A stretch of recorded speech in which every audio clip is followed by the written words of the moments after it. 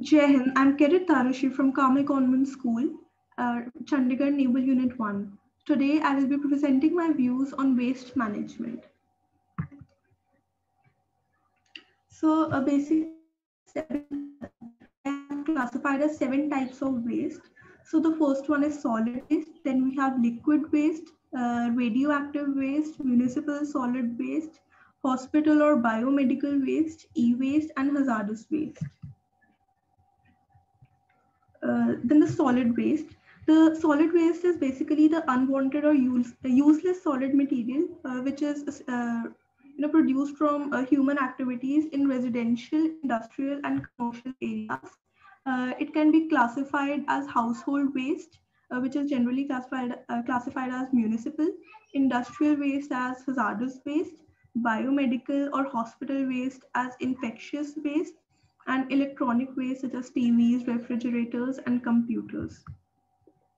Then liquid waste, it is actually the type of waste which is the most difficult to deal with. This is like in comparison with solid waste because we cannot clean it very easily. So, for example, the chemicals released by industries and wastewater released by household through the sewer lines. Then we have radioactive waste. So these are those wastes that contain radioactive material. The radioactive waste are usually byproducts of nuclear power generation and other applications of nuclear fission or nuclear technology such as research and medicine.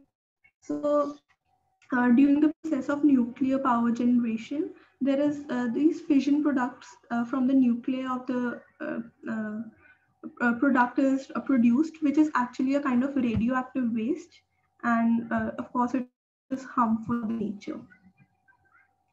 Then we have municipal solid waste. Then municipal solid waste includes commercial and domestic waste generated in the municipal or notified areas in either solid or semi-solid form.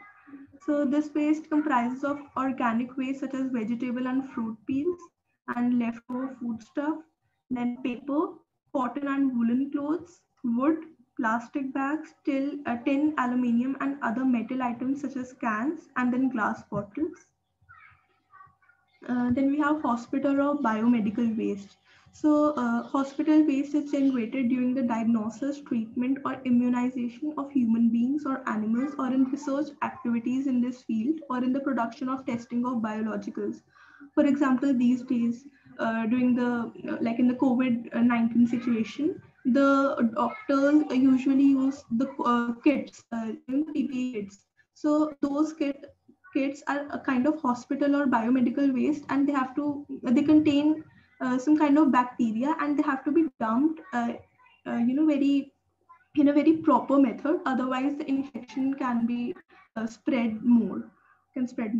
Then we have e-waste. Then electronic waste, or e-waste as it is popularly called, is a collective terminology for the entire stream of electronic waste such as used TVs, refrigerators, telephones, air conditioners, computers, mobile phones.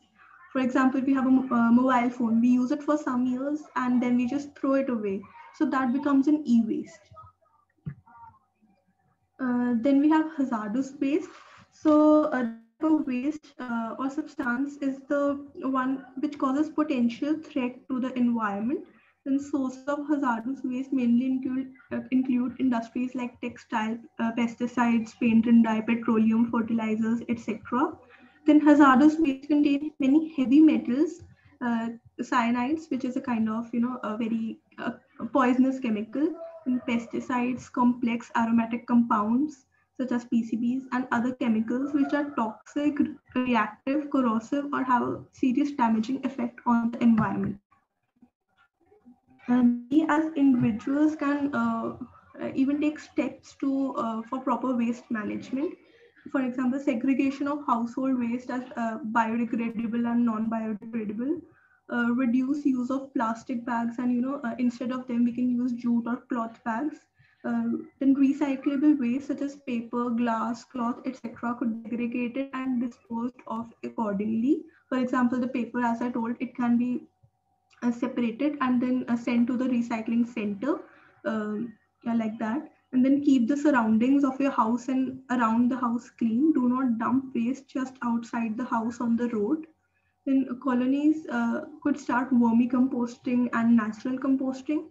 What is waste for you is wealth for somebody else. There has been a tradition in India of finding an innovative use of everything: tires, battery cases, plastic bins, and whatnot. Think of reusing of these things that you would like to discard. For example, in our playpen, we have swings made up of tires. So it was actually a waste, but students enjoy it these days. So that is an example of reusing things. Then we as individuals did our part.